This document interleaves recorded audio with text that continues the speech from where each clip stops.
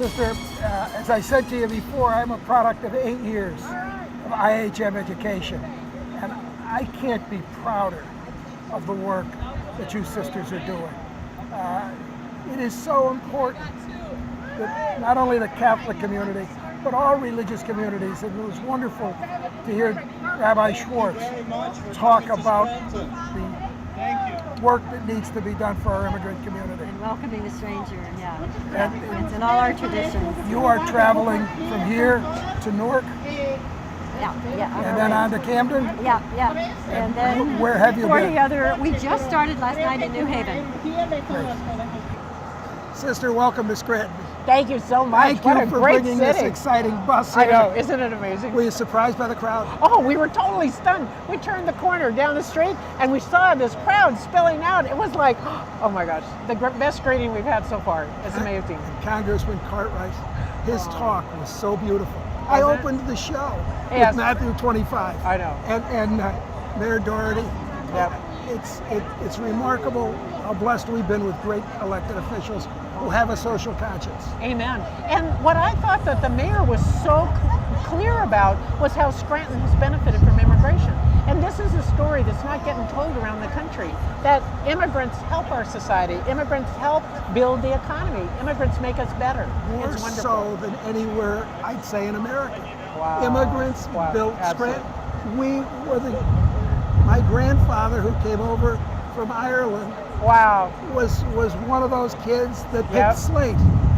Really? And he went on to own a mining company Isn't that amazing? in a lifetime. Wow. But how quickly we forget. I know. How quickly the Irish in Boston forget the signs that said Irish need not apply. Amen. Amen.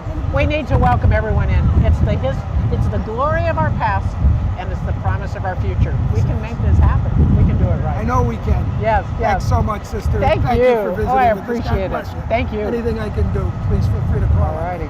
We'll look you up. Thank you. Promise. Thank you.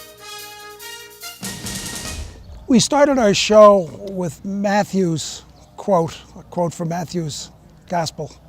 And Congressman Cartwright reminded the audience a few minutes ago of that beautiful quote when talking about the mission of the Nuns on the Bus and the importance for our country to develop a comprehensive immigration reform program.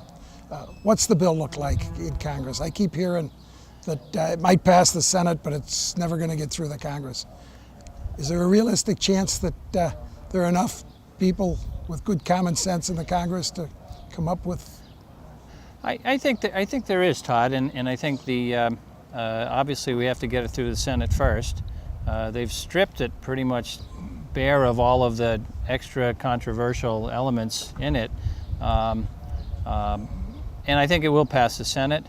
I think whether it passes the House is largely a function of whether the voices like those of the IHM nuns are heard. I mean, they have a powerful, powerful message, and for you to open with Matthew 25 like that is perfect. I think I just recited most of it myself. Absolutely. And that's the thing. The people who are most stridently against comprehensive immigration reform, they're also people who are Bible readers. And this is the language that they speak, and it is fitting and proper that we quote that to them when we talk about the decent thing to do with comprehensive immigration reform. What concerns me most, and our office represents an awful lot of these immigrants, work injuries, they don't have any rights.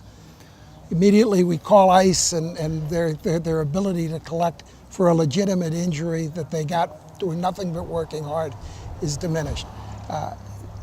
It's bad enough that we're talking about sending them home, but what really is worse is how we've exploited them for the last 30 years.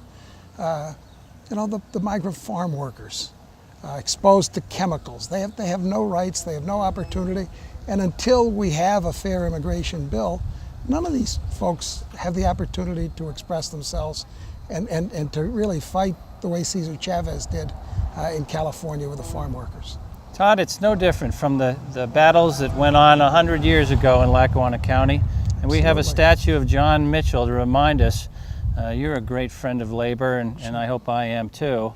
And John Mitchell stands there at our courthouse, and he was the man who came here and saw that the mine owners were playing the Poles against the Irish and the Welsh against the Italians, and he said, "Stop it! You've got to work together.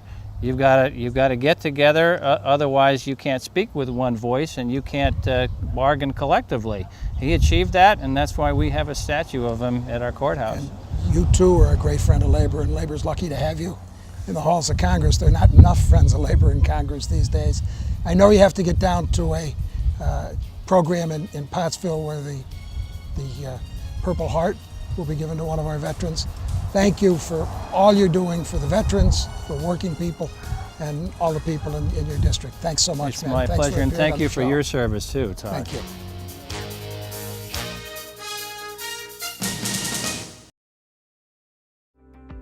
Pat O'Malley here from O'Malley & Langen.